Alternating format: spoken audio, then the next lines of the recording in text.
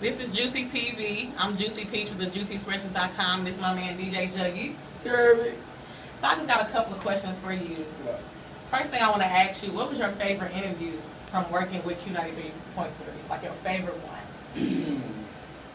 My favorite radio interview would have to be one I did with Drake, where he came up here, and I don't know if he didn't particularly like doing radio interviews, but you know, when he came up, it started off real like calm. If you go on Google, like you can Google like Drake Q93, and by the end of the interview, I got him to stay up there for like hours, and like he freestyled. So like shout out to Cortez, he came up and he's like, man, Joe, you gonna have people mad with me, like he ain't never do this before, like everybody wanted to freestyle. So I gotta shout out Drake, you know what I'm saying, for holding us down like that. But as far as radio, that was one of my favorites. But besides radio, I hosted a television show prior to my radio career for about 9 to 10 years. It was a show called Fat and All of That. And my favorite interview from television would have to be, my funnest would have to be an interview I did with Method Man. My favorite would have to be an interview I did with Birdman.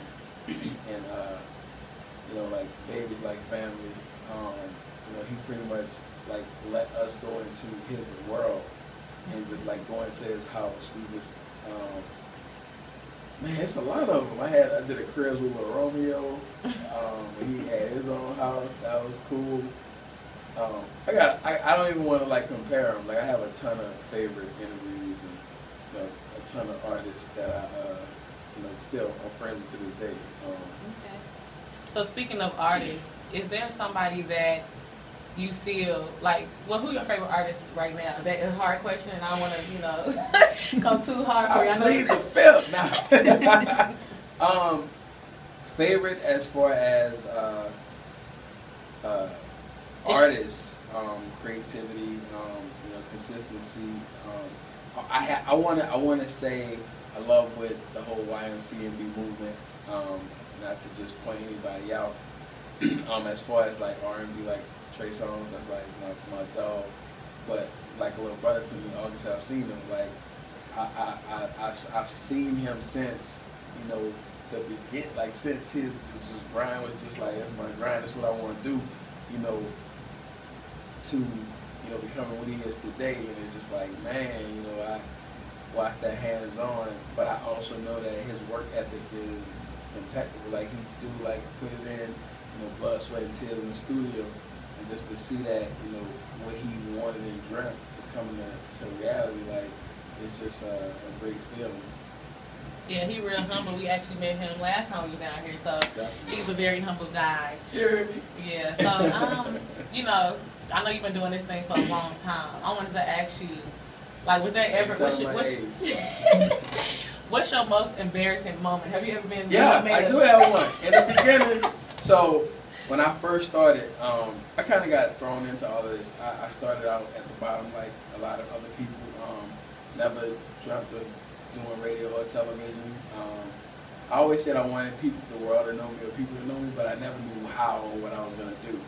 And it all just, I went to God, like God just, you know, put a path up there and it just started happening. But when I first started doing interviews, I remember I had a question, and it was like my emergency question, to where if I get stuck or don't know what to say, I'm going to just ask them how they like New Orleans. So one time, Master P actually flew us to Atlanta for Snoop Dogg's Lalo video shoot. And I was interviewing Hype Williams. I'm like, this Hype. And I interviewed Snoop, like everybody, like, and it was, I'm interviewing Hype, and I'm like, what else to say? And I'm like, how you like New Orleans? He's like, New Orleans? I like New Orleans. New Orleans is a great place. Like, I'm like, oh shit, we in Atlanta. But it was just like so crazy because, you know, it wound up being cool, but it was like I messed up, you know, and just had to bounce back. But definitely I had a lot of scary moments not to mess up. But it was all learning experiences, and I wouldn't change it for the world. That's what's up. Okay, speaking of that, the mess up, starting from the bottom, I wanted to ask you, what advice do you have to give to DJs that are, radio personalities or are starting from the bottom? What advice would you help them out with? The biggest piece of advice I would give somebody that dreamed or dreamt of doing something like this is to never give up and stay loyal to whatever you decide to go with, because like I said, my start just happened, but it happened because there was another host of the show. I was just like the little new kid, the grip, the promotions, whatever, do whatever it took to just be a part of the team.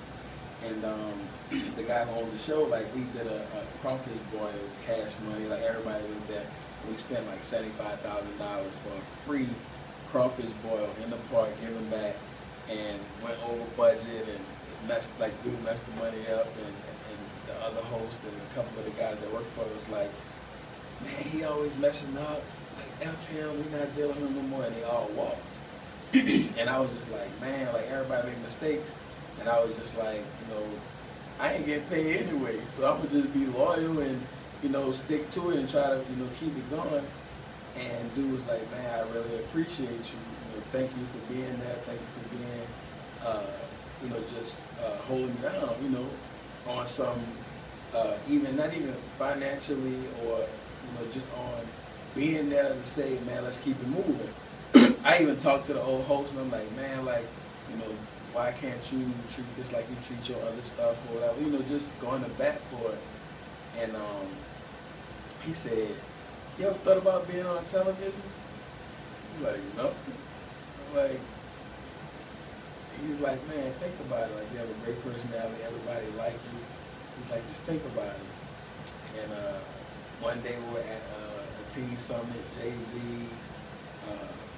everybody was there. And I told the cameraman, I'm like, hey, let's just do something funny right quick. And I hid inside of a locker, and I'm like, hey everybody, I'm Juggie, I'm the new kid on the block. Today I snuck in the teen summit, y'all gonna see Lil Bow Wow, Jay-Z, this, that. I'm like, oh, I hear somebody coming. And I closed the locker like I was hiding. And it was just for kicks and giggles. And the guy who on the show was like, I saw what y'all did. I was like, yeah, we was just playing around. He was like, I like it, I'm gonna put it on TV. Put it on, and that was history. So definitely, like I said, stay loyal, and don't give up, and just take chances. If you don't believe in yourself, nobody else will. That's true. All right, so now I want to ask you a couple of juicy questions. You know what I'm saying? The blog is the juicy expression. So I just got a couple of questions for you. I'm gonna just go off some topics that we have lately on the blog. The latest one that we posted today is called The Head Issue. It's discussing oral sex. Maybe like the pros and cons or or the proper way or when to do it. So I wanted to ask you, like, is there an etiquette to doing oral sex? Is it for everyone? Is it for every single person? Or what do you feel about oral sex? Different strokes for different folks. I know people who do it to everybody. I don't agree with that.